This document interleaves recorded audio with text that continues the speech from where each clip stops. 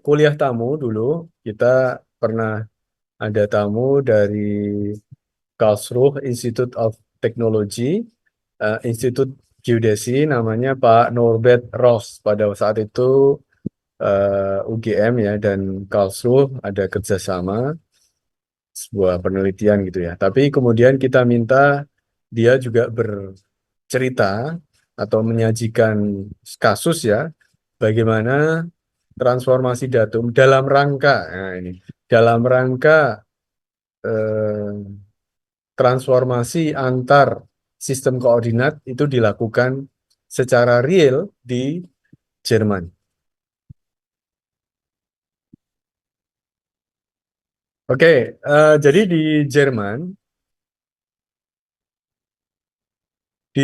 itu ada apa sistem koordinat yang digunakan yang ukurannya adalah 3 derajat itu adalah TM3 kalau di Indonesia, kalau di sana namanya Gauss-Krüger ya. Kemudian kita coba lihat ya ini perbedaan antara sistem koordinat UTM dengan sistem koordinat Gauss-Krüger. Kemudian ada transformasi datum dan yang menarik dan ini kami share atau saya share juga karena contoh kasus seorang geodet bagaimana harus menyelesaikan kemarin ya, misalnya untuk eksplorasi baru, sebuah lahan baru untuk keperluan oil and gas, ini Anda harus mengintegrasikan dua peta lama dan peta baru, di mana peta baru ini datumnya menggunakan SRGI 2013, kemudian menggunakan UTM, ini harus kalian presentasikan, kalian sajikan kepada klien gitu ya. Oke, ini adalah eh, transfer Mercator, kita sudah tahu. Dan Gauss-Krüger ini juga menggunakan silinder. Jadi silinder Mercator seperti ini. Nah, ini yang membedakan dengan TM3. Nanti akan dilihat. Yang utama itu adalah sentral meridiannya. Sentral meridiannya itu apa? Tidak seperti di tempat kita misalnya kalau di kita misalnya eh, 108 sampai dengan 111 zona tersebut itu kan 3 derajat. Itu kemudian sentral meridiannya adalah 109,5 derajat bujur timur misalnya ya. Tapi kalau di Gauss-Krüger itu bilangannya tidak menggunakan koma. Jadi misalnya 6 derajat, kemudian 9 derajat. Sehingga batas kiri dan batas atau batas timur dan batas baratnya ini justru yang di angka ada komanya, 0,5. Nah, ini struktur dari Gauss-Krüger koordinat dan yang menarik ada overlap 10 menit. Ya, jadi ada overlapping 10 menit. Jadi overlapping 10 menit ini dilakukan adjacent zones overlap. Kemudian zona sentral, sentral meridiannya itu per 3 derajat. Di sini misalnya antara 4 4,5 derajat ya ke 7,5 derajat, maka tengahnya adalah 6 derajat. Tapi kemudian antar zona itu ada buffer. Buffernya itu selebar 10 menit. Nah, di sini juga satu hal yang bisa kalian semua cermati. Banyak sekali sistem koordinat dan atau sistem proyeksi ya dan tidak selalu itu sama setiap negara. Di Jerman dan ini sudah sangat lama ya diterapkan seperti ini. Sejak abad 19 pemanfaatan Gauss-Krüger. Nah, salah satu hal yang menarik, jadi koordinatnya X dan Y, ini ada rumusnya, di mana eh, setiap apa, sistem proyeksi itu selalu ada rumus untuk mendapatkan X dan Y. Jadi di bidang planarnya eh, dari masukannya itu adalah lintang dan bujur ya, latitude, longitude. Nah, mungkin bisa jadi di sini apalagi ini notasinya dari Jerman nanti agak berbeda. Eh, masuk dari N, masuk dari B dan lain sebagainya nanti ada. Di Jerman, numerical example dalam koma ini misalnya seperti ini, X plus central meridian dibagi 3 ditambah setengah dikalikan 10 pangkat 6 dikalikan 3.456.991,732. Kemudian Y-nya itu dihitung tetap ini dari ekuator dikalikan 5430588,258. Oke, nah sekarang dilihat. Jadi kasusnya ini adalah bahwa untuk di sana ada sistem apa? Sistem per apa penyatuan sistem ya, dan penyatuan sistem yang dipilih itu adalah UTM karena ingin merepresentasikan antar negara bagian ini biar bisa bersatu. Jadi per negara bagian di sana Gauss-Krüger. Kemudian karena UTM ini sudah sangat populer ya, apalagi kalau untuk peta skala menengah, dan ini terutama untuk skala menengah ya, ini mereka inginnya dalam satu negara, dalam satu atau antar lintas negara bagian itu menggunakan UTM. Antara Gauss-Krüger dan UTM kita lihat dua-duanya adalah konformal. Kemudian tentu saja bidang proyeksinya menggunakan silinder dan sebenarnya menggunakan dalam tanda kutip ya, formulanya itu adalah sama. Yang membedakan adalah kalau Gauss-Krüger, selain tadi saya sebutkan lebarnya adalah hanya 3 derajat, UTM kita tahu 6 derajat, faktor skala untuk Gauss-Krüger itu adalah 1. Nah, ini Anda juga bisa melihat kan, kalau TM3 itu adalah 0,9999, sedangkan di sini 1. GK atau Gauss-Krüger itu didesain untuk pemetaan yang sifatnya regional, jadi lebih detail gitu ya. UTM ini adalah sistem global begitu, dan eh, eh, eh, jumlah zonanya tentu saja lebih banyak karena terdiri dari atau lebarnya hanya 3 derajat. Oke, nah ini kalau kita lihat sistem koordinat X, Y, Z di Kartesian, ya. Kartesi kita tahu poin seperti ini, dan satu hal yang penting ini kalau saya lakukan anotasi begitu ya, ini P ini adalah menghitungnya dari tentu saja adalah dari elipsoid. Padahal kita tahu ya ada topografi, ada elipsoid. Nah ini coba diproyeksikan ke bidang planar itu.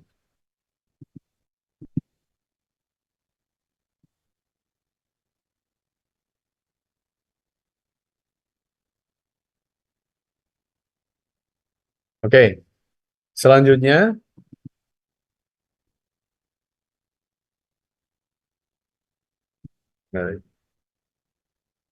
Nah, ini ya, ada global ellipsoid, ada lokal ellipsoid. Ini yang persis seperti yang kita sampaikan bahwa yang namanya geodetic datum atau datum ellipsoid itu bisa lokal, bisa global. Nah, poin P pada sistem merah dan di sistem yang biru ini harusnya biru ini ya. P ini harus diproyeksikan. Oke, nah yang menjadi tantangan Itu adalah bagaimana suatu informasi mengenai posisi titik yang sudah ada dalam peta, dalam hal ini direpresentasikan dalam Gauss-Kruger, bisa ke UTM, dan sebaliknya. Nah, yang paling penting adalah kalau kita ingin secara masif ingin melakukan transformasi koordinat, karena ini juga datumnya kebetulan ya yang saya sebutkan tadi kan hanya GK dan UTM, tapi datumnya ini ternyata juga kita lihat nanti akan ternyata berbeda ya. Yang satu GK itu menggunakan lokal ellipsoid, yang satu menggunakan global ellipsoid. Oke. Yang penting di sini adalah ini.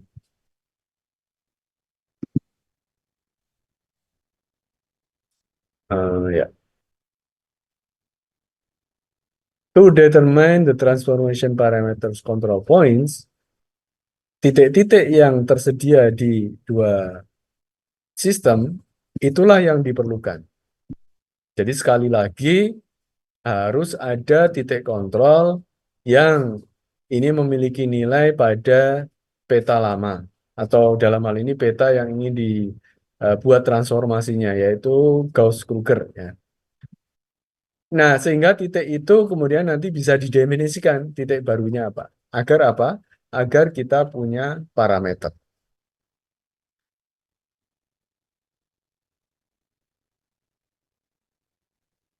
Kemudian ada aspek ya, salah satu aspek yang menjadi dipertimbangkan itu adalah ternyata begini, eh, biasanya meskipun lokal elipsoid itu ada titik-titik acuannya, referensinya yang sudah dipasang ya, misalnya beberapa tugu dipasang sejak abad 19. Tapi sebenarnya secara real hubungannya dengan koordinat pada ellipsoid global itu seringkali unknown. Kalaupun toh diketahui, tapi itu sifatnya ya hanya pada lokal itu. Kita tidak bisa mengenerate, melakukan ekstrapolasi untuk area yang lebih luas. Sehingga dibutuhkan titik-titik yang lebih banyak. Idealnya seperti itu.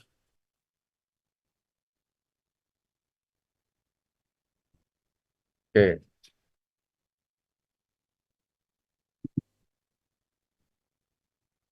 Nah, di Eropa, ya ini kasusnya Eropa karena ini Jerman ini termasuk negara daratan tapi juga punya laut dan dia berbatasan dengan banyak eh, secara daratan ya berbatasan dengan banyak negara yang lain. Di Eropa itu banyak sekali sistem atau referensi geodetik lokal. Contoh misalnya di Jerman yang digunakan adalah DHDN. Nah, sehingga itu juga kenapa EPSG, European Petroleum Survey Group, ini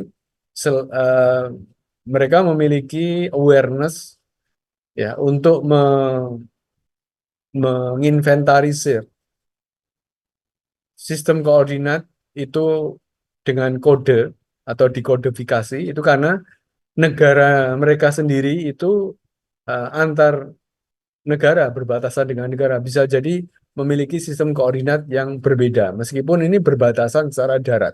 Seperti kalau kita misalnya DIY dengan Jawa Tengah, itu di sana bisa sebagai batas apa sebagai negara yang berbeda. Jawa Tengah dengan Jawa Timur ya. Contohnya seperti itu. Misalnya Belanda, Belanda itu luasnya seperti satu provinsi Jawa Tengah ya.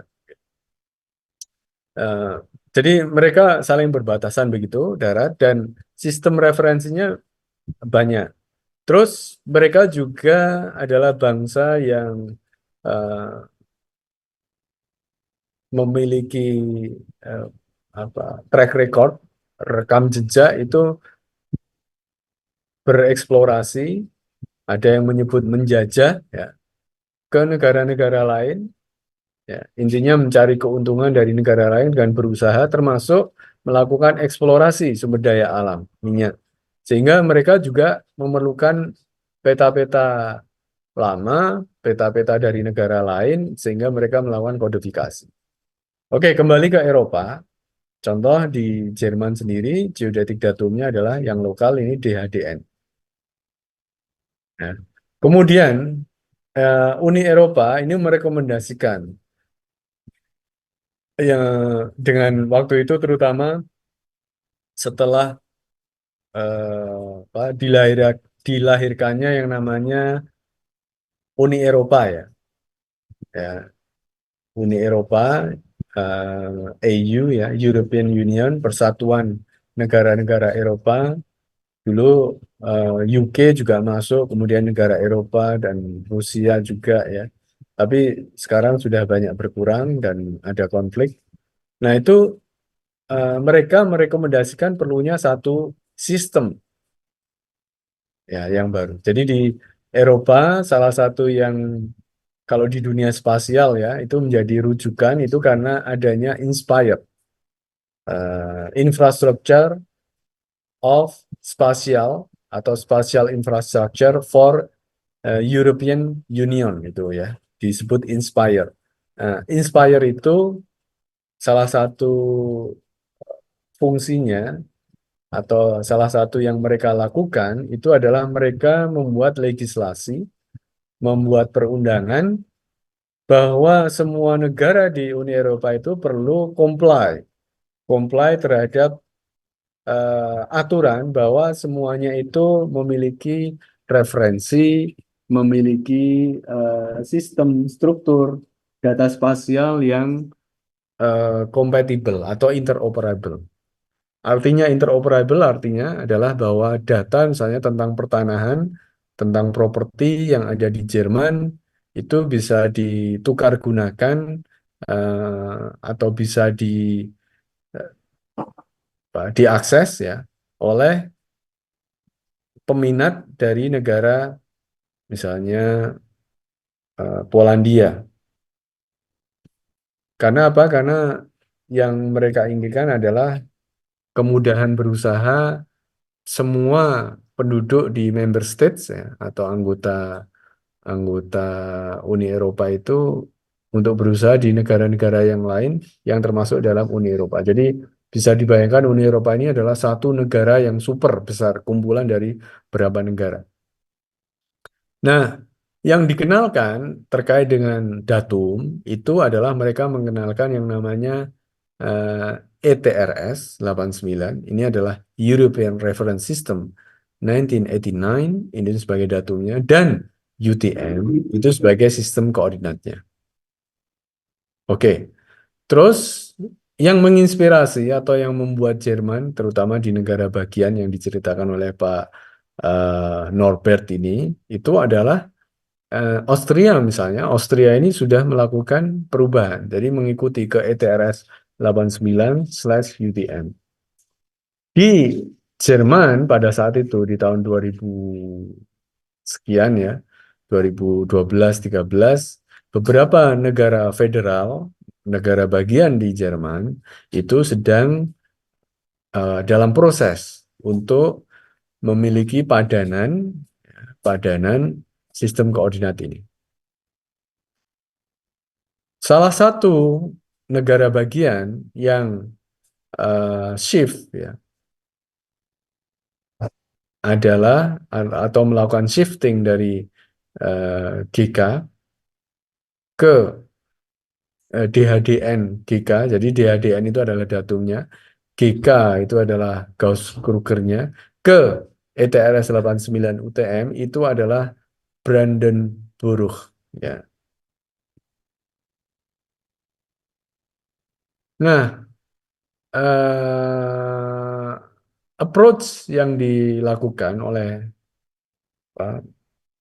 pemerintah Jerman, misalnya dalam hal ini BIG-nya Jerman ya, karena di sana semuanya diatur kebanyakan di level states ya, negara bagian, tidak menstandarkan semua ya, tapi memilih yang eh, fit secara atau fit terbaik ya.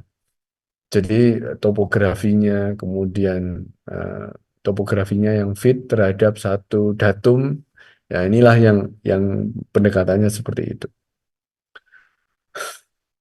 Namun demikian, eh, eh, transformasi similarity, ya, similarity secara spasial atau spatial similarity transformation, itulah yang digunakan terutama di Vandenberg dari mengubah dari DHDN ke ETRS 89. Oke, nah ini dilakukan pada beberapa titik. Titik itu sebagai control point, ya, yang ada di lapangan bisa dikenali punya nilai koordinat latitude longitudenya DDN atau di Gauss Kruger ke ETRS 89. Oke, ini maksudnya dua baris terakhir ini sebenarnya implementasi dari pemanfaatan koordinat hasil transformasi, yaitu hasil ke transformasi ke ETRS 89 di negara bagian atau di Jerman pada umumnya ini diserahkan kepada pengguna. Nah, terutama kalau kita bicara tentang eh, pengelola infrastruktur, karena infrastruktur ini sangat rumit ya. Mereka misalnya untuk jaringan gas, jaringan air, semuanya ini sudah terpetakan ya dengan baik dan dikelola dengan baik oleh perusahaan utilitas. Nah, ini tidak mudah untuk langsung merubah menjadi peta yang baru, tentu saja tidak mudah. Maka tendensinya atau trennya untuk merubah dari atau melakukan transformasi datum ini ya dari DHDN, ini adalah datumnya Jerman, ke ETRS 89 itu adalah tadi dari Gauss-Kruger kemudian dibuat 3D koordinat tiga dimensi. Inilah kenapa tinggi H itu juga harus didefinisikan dengan baik. Meskipun kita menggambarkannya menggunakan latitude longitude atau misalnya dengan sistem koordinat polyeder atau di sini Gauss-Kruger, ya nggak masalah, tapi hanya ini harus diberikan penjelasan, hanya dari mana didapatkan. Agar apa? Koordinat tiga dimensi ini juga kemudian pada saat kita lakukan transformasi, misalnya di sini transformasinya menggunakan similarity spasial atau spatial similarity transformation, ini mendapatkan nilai 3D koordinat juga, dan nanti di geografi koordinat tujuan, kemudian nanti eh, apa diarahkan ke UTM. Ini kan apa targetnya adalah UTM. Nah, bagaimana ini spatial similarity transformation? Intinya ya itu adalah X target, Y target, Z target. Kemudian ada eh, skala. Ya, kalau di ini mungkin kan kalian juga mengikuti grafika komputer. Kalau di grafika komputer yang scale itu tadi, ya scale ini juga harus dibuat sebagai matriks gitu ya. Kemudian rotation ini matriks, yang shift vector atau translasi ini juga dibuat matriks kalau kita ingin melakukan pengukuran apa transformasinya cepat gitu ya.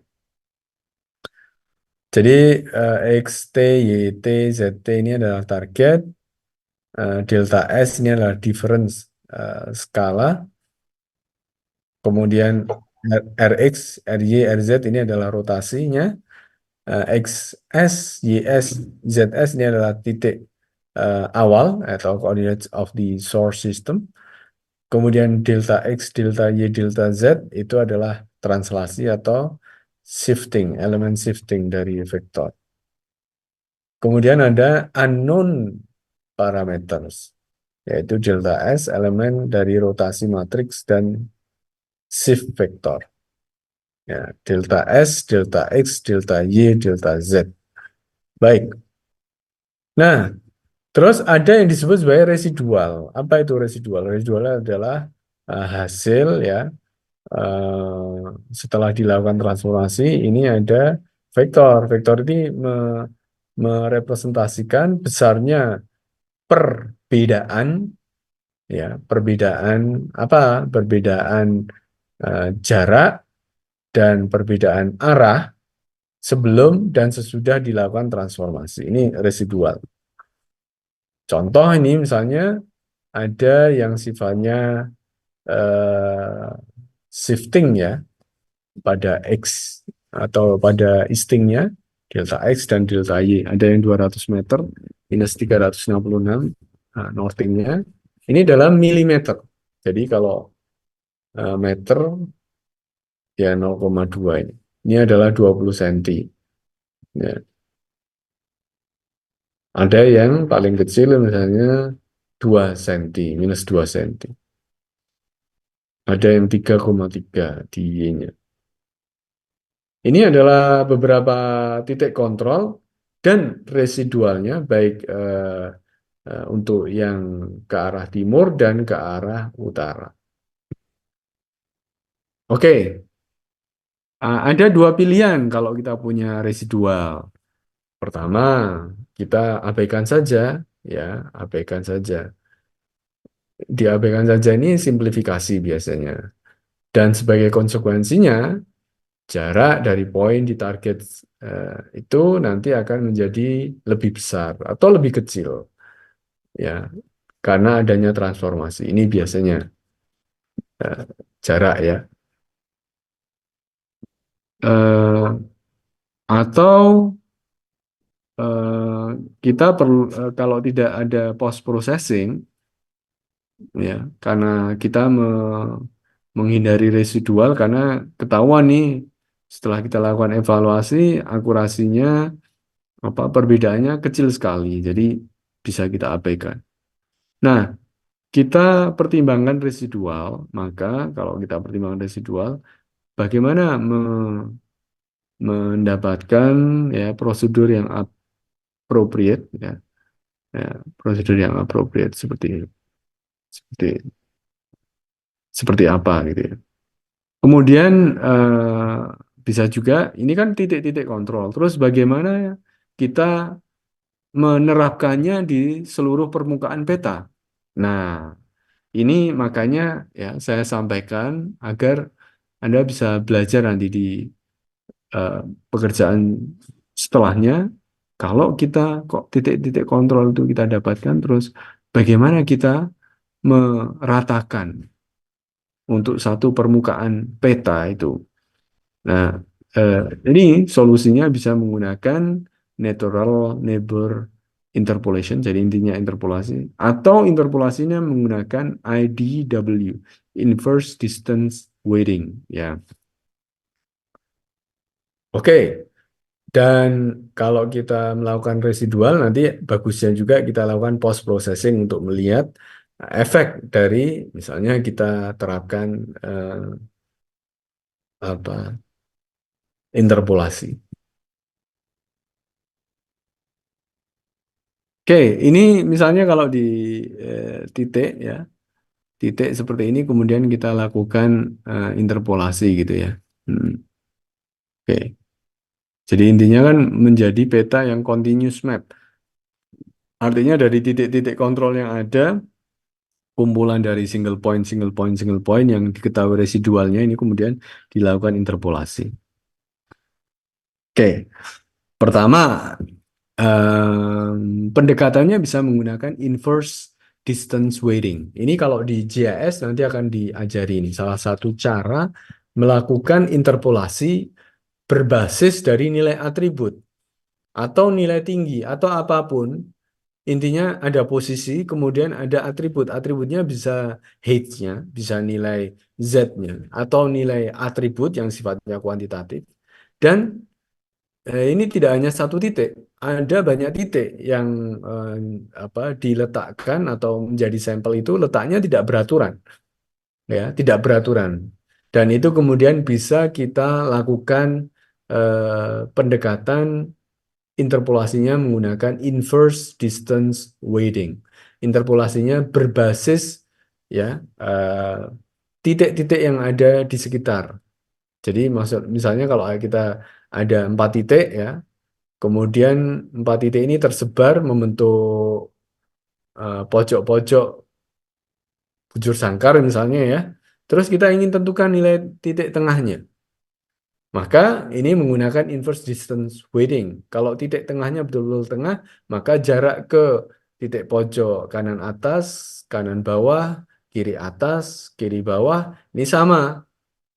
Tapi kemudian kita lihat ya, eh, mana yang lebih besar, mana yang lebih kecil. Ini makanya sebenarnya kalau jaraknya sama ke empat titik itu, maka ya dia bobotnya akan sama, berkontribusinya sama. Tapi kalau misalnya dari titik tengah ini tergeser sedikit ya, misalnya titik tidak beraturan, tapi ini berada lebih condong ke titik yang kanan atas.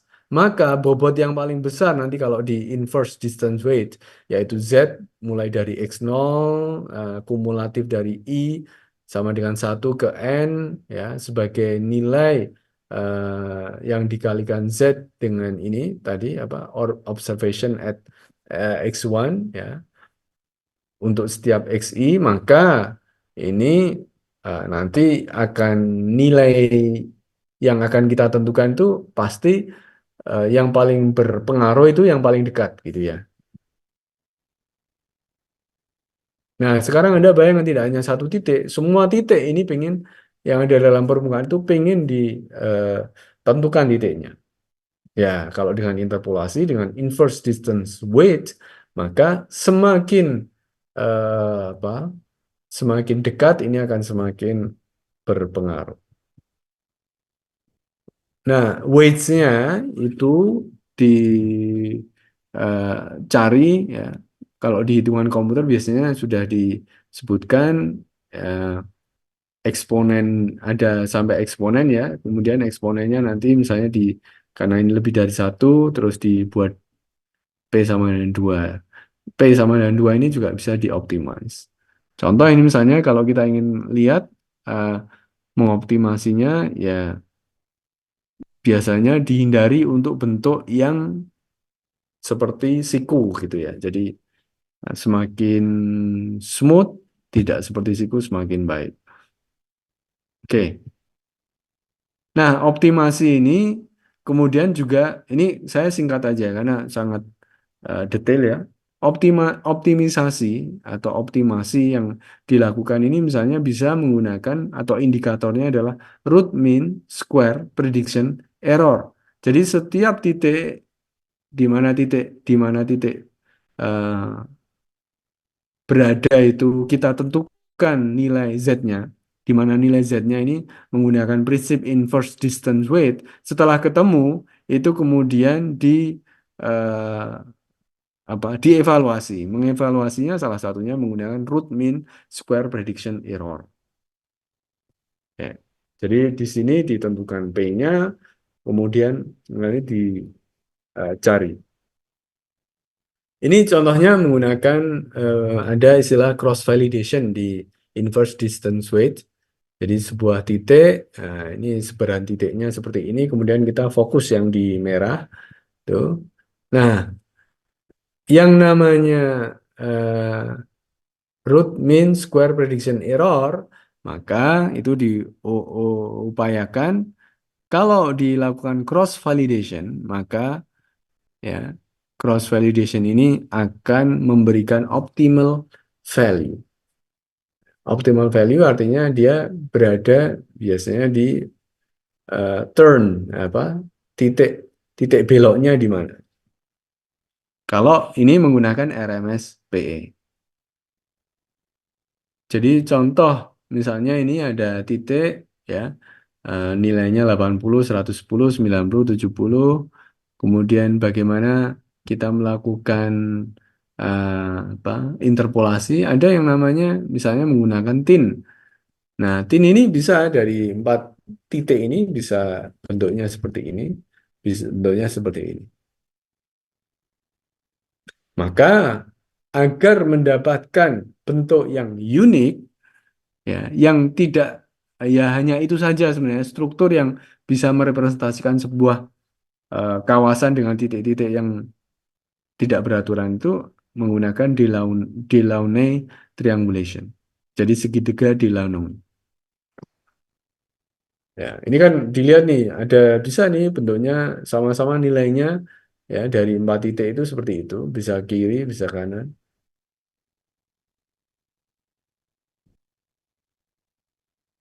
Nah, kalau kita gunakan triangulasinya Delanoy, maka ada construction principle.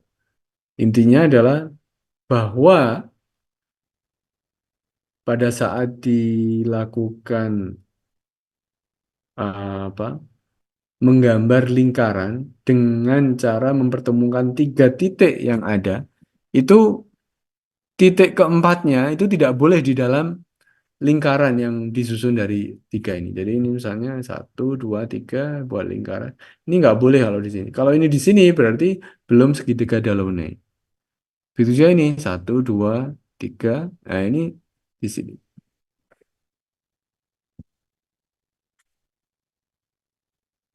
Oke, em, apa ini? Faisal belum bisa absen karena agak latihan. Nanti coba lagi. Oke, ya. Carry out the triangulation in such a way that there is no point within circumcircle. Apa itu circumcircle? Circumcircle itu adalah lingkaran yang terbuat atau yang melewati tiga titik. Ya, tiga titik dilewati itu namanya circumcircle. Dan di dalam circumcircle itu tidak boleh ada satu titik. Kalau masih ada satu titik berarti nggak unik ini. Ya.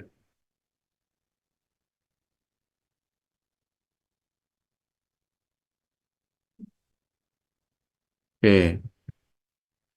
Nah, Delanoy triangulation biasa ini Anda gunakan untuk interpolasi kontur ini, misalnya contoh kontur ini.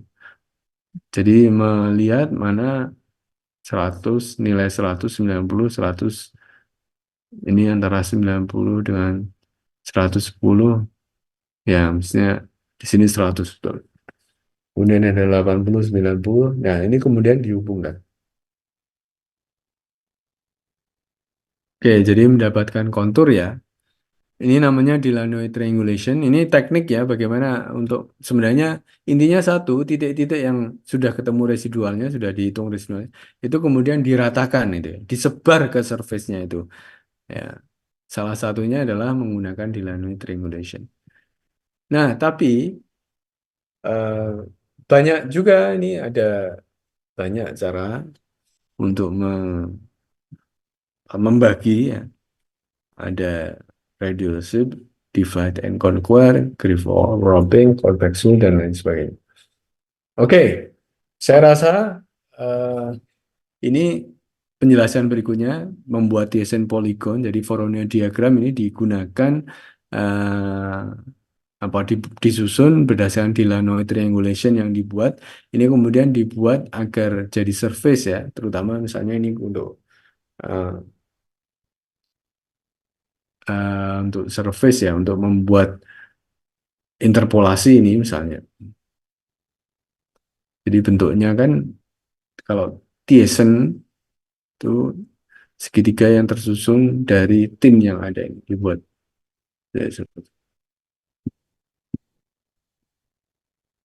Oke, ada berapa perbedaan ya, kemungkinan perbedaan dalam menggunakan Voronoi diagram.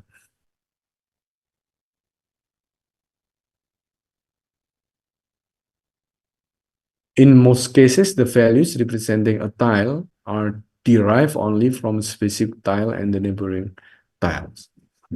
Oke, jadi ini adalah apa? Hmm, urutannya ya, kalau misalnya kita ingin melakukan interpolasinya dengan Voronoi diagram. Ini Voronoi diagram seperti ini. Jadi satu jadinya satu area nanti satu nilai. Oke.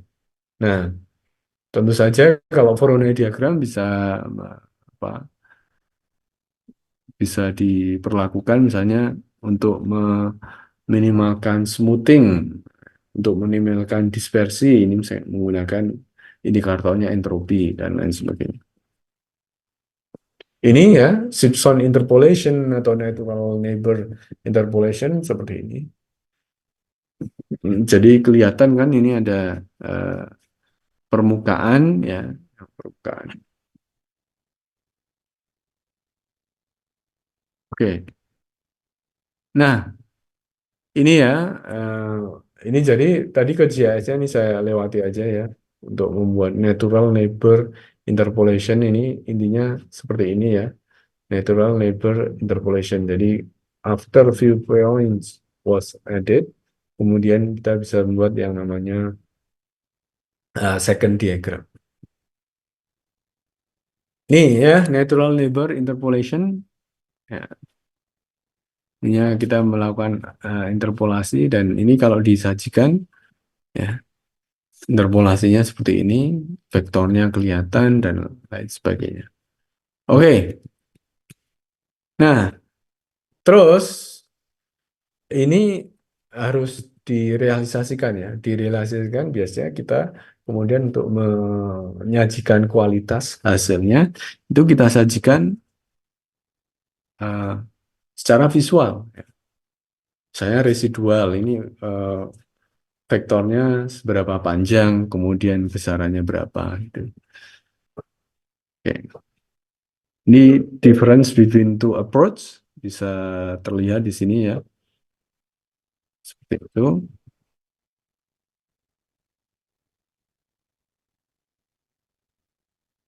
Nah, ada ini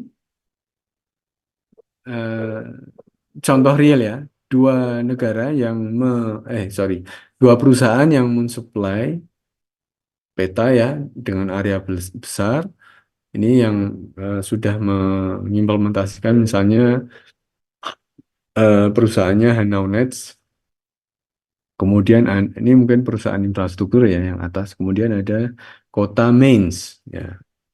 Ini di ini salah satu pertimbangan mereka juga hati-hati karena sudah tergambar infrastruktur semuanya kemudian dilakukan transformasi. Oke. Nah, ini slide terakhir ternyata. Ya, jadi gitu ya. Ini saya pengen cerita eh, bagaimana di Jerman ya dari DHDN kemudian menggunakan Gauss-Kruger itu dirubah ke ETRS 89. Ini elipsoid yang menjadi rekomendasi seluruh negara Uni Eropa. Ya, karena ini basisnya ETRS 89 ku ke WGS 84. Jadi bisa dilakukan pengukuran dengan GPS. Terus kemudian sistem koordinatnya adalah Gauss-Kruger lebar 3 derajat dipindah ke UTM. Baik, itu dulu ya yang bisa saya sampaikan. Silakan kalau ada pertanyaan.